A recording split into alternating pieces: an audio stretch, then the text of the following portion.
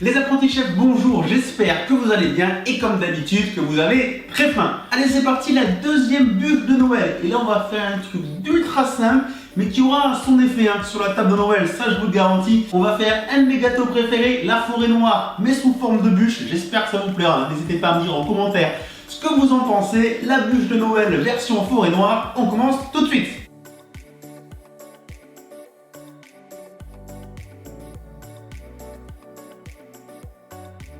On commence par faire notre biscuit roulé. Dans mon saladier, j'ai mis le sucre, je vais venir casser 5 œufs. C'est parti, je vais monter le tout au batteur. Il faut vraiment que le mélange triple, quadruple de volume, que ça devienne extrêmement mousseux. Au moins 10 minutes. Allez, c'est parti.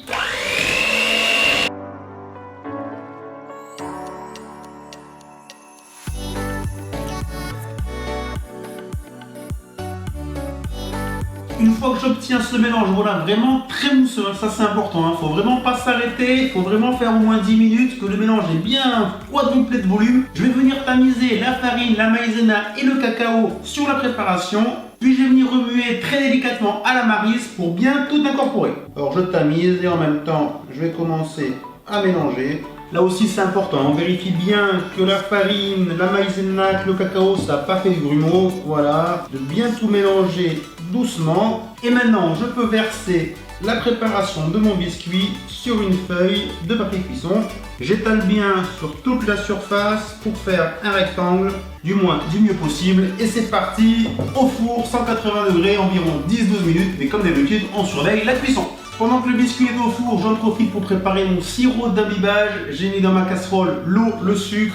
Je rajoute un petit peu de kirsch. Puis je porte mon sirop à ébullition pour bien faire fondre le sucre. Mon biscuit est cuit. Alors je vais venir tailler les bords pour faire quelque chose de bien propre. Je retourne mon biscuit sur une autre feuille de papier cuisson. J'enlève le papier sulfurisé. Puis je viens déposer mon biscuit sur un torchon bien propre. C'est parti, je passe à l'imbibage de mon biscuit, donc avec mon sirop que j'ai un petit peu laissé refroidir. Alors là, on va vraiment bien l'imbiber, ça c'est important, c'est ce qui donne le moelleux. Puis je viens rouler mon biscuit du bas vers le haut. Alors petit coup à prendre, mais après ça va tout seul. Si ça craquelle un petit peu, c'est normal, c'est pas trop grave. Voilà, je le roule pour former vraiment ma bûche. Je peux mettre ma bûche de côté, puis on va passer à l'intérieur. En attendant, je vais pouvoir préparer la chantilly et récupérer les griottes. C'est parti pour la chantilly mascarpone. Alors là, on ne s'embête pas, la recette la meilleure de chantilly et la plus simple, je mets tout directement dans mon saladier. Donc la crème liquide entière bien sûr, le mascarpone, le sucre glace et un petit peu d'extrait de vanille liquide. Et je vais venir battre le tout. Alors au début, doucement, puis j'accélère.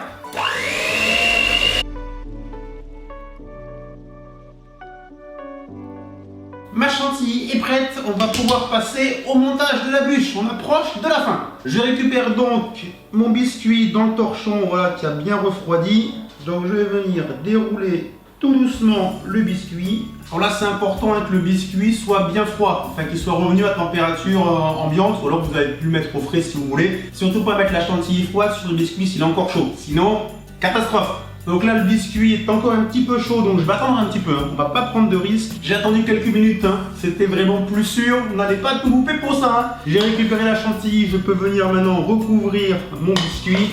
Je fais une chantilly mascarpone parce que du coup elle est plus ferme et je trouve que ça tient beaucoup mieux dans un gâteau comme ça, dans une bûche, c'est plus sympa. Puis je viens déposer les griottes. Vous faites pas avoir, j'en avais pris avec le noyau, donc je l'ai enlevé, c'est dommage de se casser une dent. Voilà. J'appuie un petit peu pour les enfoncer dans la chantilly. Alors si vous n'aimez pas la forêt noire traditionnelle avec les griottes, vous pouvez faire également avec de la poire, le mélange poire, chocolat, vanille, chantilly. Moi j'adore et je vous le conseille également. Puis je viens rerouler mon biscuit en prenant bien tout. Hop, et voilà. Alors des fois ça craquelle un peu, mais c'est pas trop grave.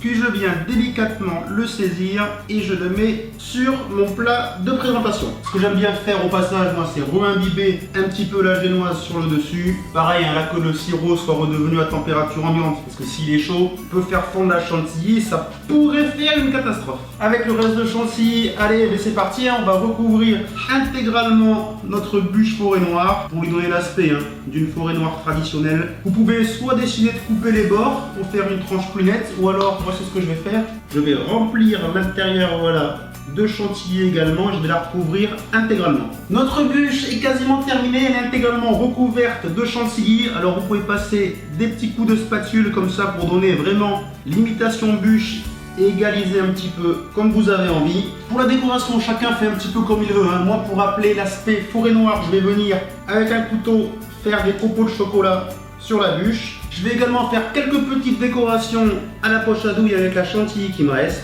Puis pour terminer, j'ajoute quelques griottes entre mes petites décorations de chantilly et je vais également mettre des petits décors de Noël, des petites étoiles de pain d'épices que j'ai achetées et que je trouve très bonnes et très mignonnes. Les abonnés chefs, notre bûche de Noël est terminée, version forêt noire. J'espère que ça vous a plu. Là, il nous reste juste à la mettre au frais, environ 2 heures avant de déguster. En tout cas, moi cette bûche, je l'adore. Au niveau des couleurs, j'aime beaucoup. Au niveau du goût, c'est clairement une forêt noire. C'est un de mes gâteaux préférés. Ça me rappelle vraiment mes débuts en pâtisserie. Et ça, j'adore.